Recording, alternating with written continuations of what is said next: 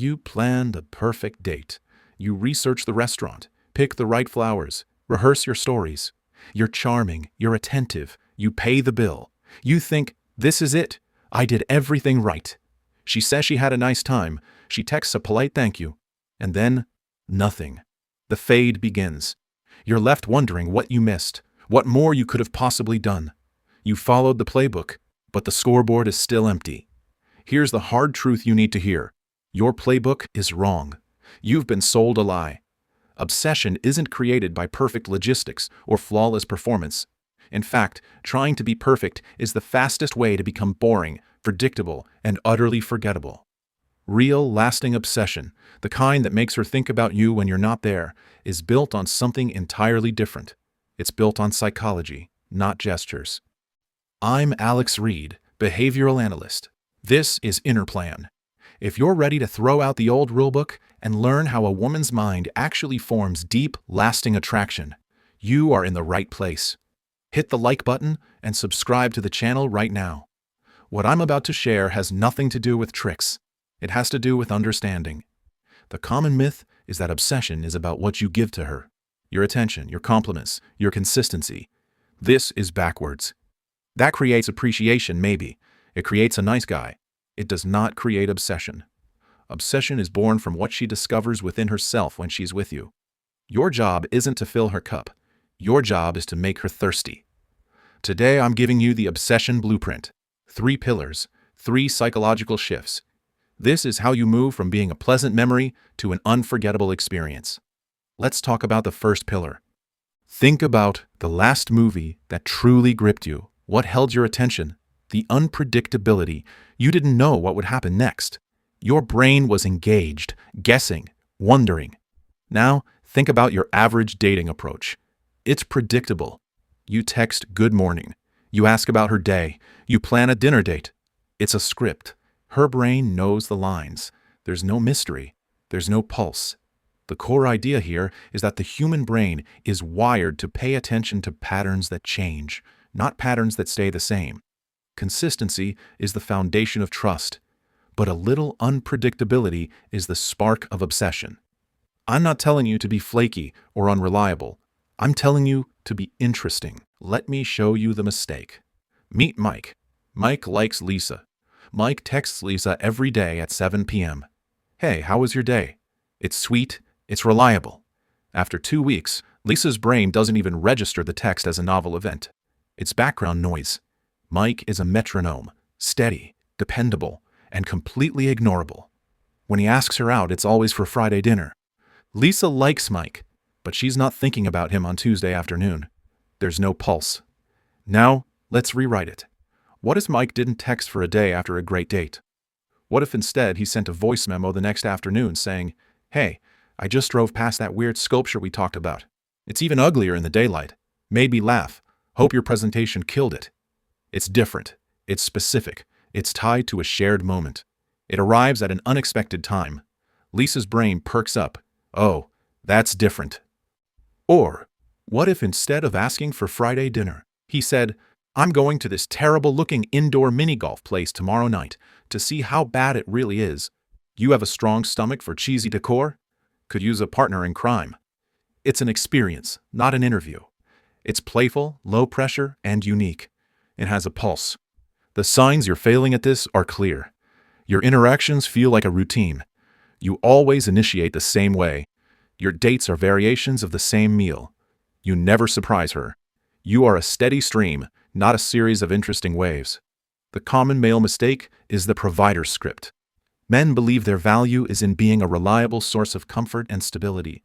That's part of it, but it's the baseline. It's the table stakes. To create obsession, you must build on that baseline with peaks of novelty and unpredictability. You confuse being steady with being static. Here is your protocol. It's called the interest spiral. Step 1. Break your own pattern. Look at your last 5 interactions. What did you always do? Did you always text first? Stop. Wait for her. Did you always plan dinner? Plan something active, silly, or cultural instead.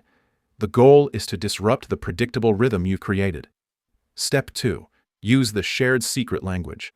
Reference tiny, specific moments only the two of you share. Not how was your day, but did the spreadsheet monster at work finally get fed? It's a callback to a story she told you. This creates a world that only exists between you two. It's unpredictable to anyone else, but deeply familiar to her. Step 3. Master the hot-cold paradox. This is crucial. Give focused, warm attention when you're together. Be fully present. Then, when you're apart, be fully apart. Be engaged in your own world. The contrast is the pulse. The warmth feels hotter because of the cool space around it. Don't fill every space with lukewarm texting. Let the temperature change. After a great date, don't text that night. The next day, send something specific and visual. A picture of something that reminds you of her with a short caption. This taco place had the hot sauce you'd hate. Thought of you. Then, go silent again. You've created a peak, then a valley. Her mind will fill that valley with thought. That's the beginning of obsession. Why does this work? Because you stop being a predictable source of validation. You become a source of engaging emotional experience. Her brain has to work to understand you, and our brains become obsessed with what we can't quite figure out. You become a puzzle she wants to solve, not a book she's already read. Now, the second pillar. Everyone talks to her on the surface. What do? Where are you from? Do you like travel? It's boring. It's an interview. It creates a fact sheet, not a connection. Obsession is built on emotional resonance, not biographical data. To make her obsessed, you must be the one person who doesn't just listen to her stories, but hears the feelings behind them. You must dive deeper than everyone else. The core idea is the iceberg. Most people only see the 10% above the water: her job, her hobbies, her tastes. Your goal is to be curious about the 90% below: her fears, her private triumphs, the childhood memory that shaped her, the silly dream she's embarrassed to admit. When you connect with the submerged part, you connect with her core. That is unforgettable. Here's the mistake. Jason is on a date with Anna. He's asking all the good questions. So, do you like your marketing job? Anna says, yeah, it's fine, pretty busy. Jason moves on. Cool, do you go to the gym? The conversation skims the surface like a stone. Anna leaves feeling like she just did a networking call. Jason is interchangeable with any other guy. Now, let's dive. Imagine Jason hears, yeah, it's fine, pretty busy. Instead of moving on, he gently probes. What does fine mean? Is it the good kind of busy where you're in the zone, or the draining kind, where you're just putting out fires? This question isn't about the job. It's about her experience of the job. It's about her energy, her stress, her engagement. It goes below the waterline. Anna might pause, surprised. Wow, actually, it's the draining kind right now. My boss is micromanaging this project. Now Jason is no longer talking about a job title. He's talking about her frustration, her challenge. He can ask, what's the worst part of being micromanaged for someone like you? Is it the lack of trust, or just the annoying extra steps? He's now having a conversation about her values, autonomy, trust, and her personality. He's in the deep end. She will feel seen in a way she rarely is. The signs you're failing are obvious. Your conversations are a series of facts. You never ask why, or how did that feel. You leave dates knowing what she does, but not who she is. You don't know her fears, or her hidden sense of humor. The common mistake is the performance trap. You're so busy trying to impress with your own stories and achievements that you never make space for her depth. You think the goal is to be interesting. The real goal is to be interested. Deeply, authentically interested. Your protocol is the layered listening method. Step 1. Listen for the feeling word. When she talks, don't just hear the facts. Hear the emotion. Is she excited, frustrated, nostalgic, anxious? Identify the feeling behind the story. Step 2. Reflect and dive. When you hear a feeling, reflect it and ask for more. Her, I finally finished that big project. It was such a relief. You, that sounds like a massive weight off your shoulders. What was the hardest part? The logistics or just the mental stamina? You've acknowledged the feeling, relief, and asked a deeper question about the struggle. Step 3. Offer a vulnerability trade. To give her permission to go deep, you have to go first. Share a slice of your own depth. Not trauma dumping, A simple, real vulnerability. I know that relief feeling. I felt the same way after I gave that big presentation last month. I was so nervous, I almost called in sick. This shows strength through vulnerability. It builds immense trust and invites her to match your level.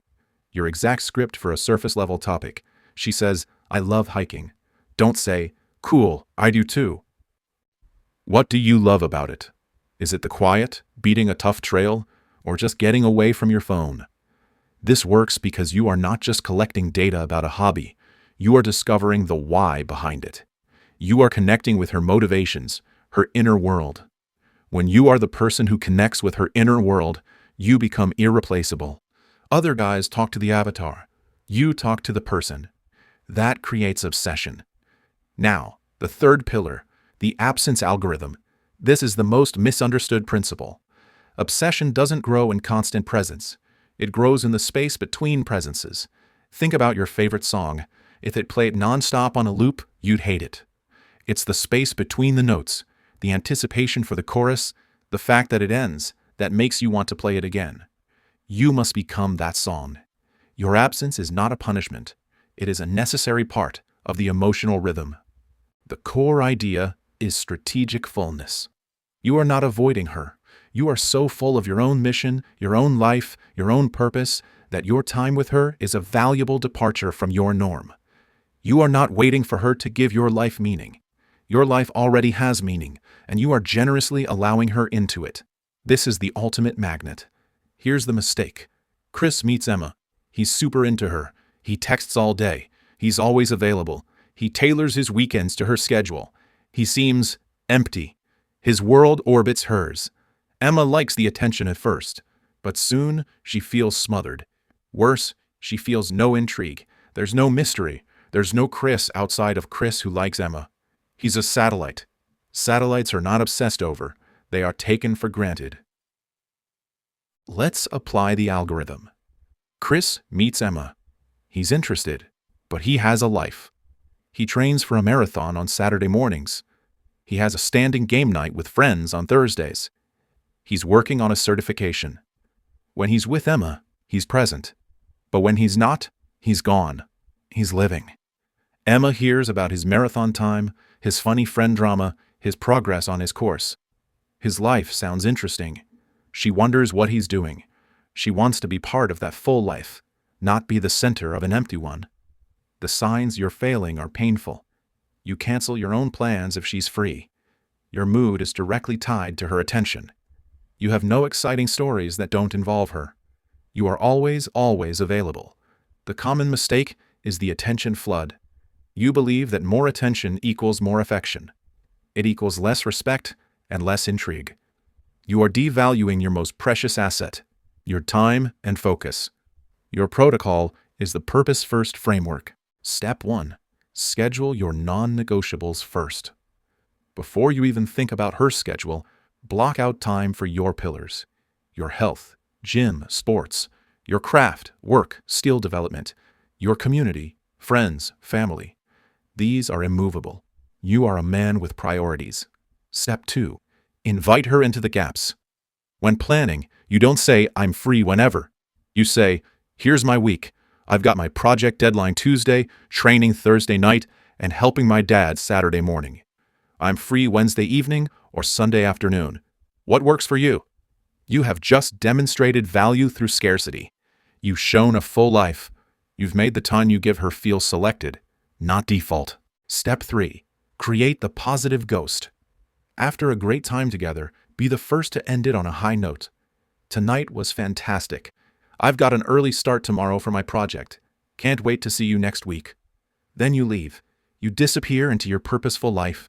You become a positive ghost, a great memory that leaves her wanting more, not a presence that overstays its welcome. Your script for when she's being vague. If she says, "I'm not sure about my week," you don't chase. You apply the algorithm. You say, "No problem. My schedule is pretty packed with your real thing. So just shoot me a text when you know your days, and we'll see if we can match it up." Then you go silent. You've placed the ball in her court while standing firmly on your own ground. This works because it fundamentally changes your position. You are not a suitor pleading for her time.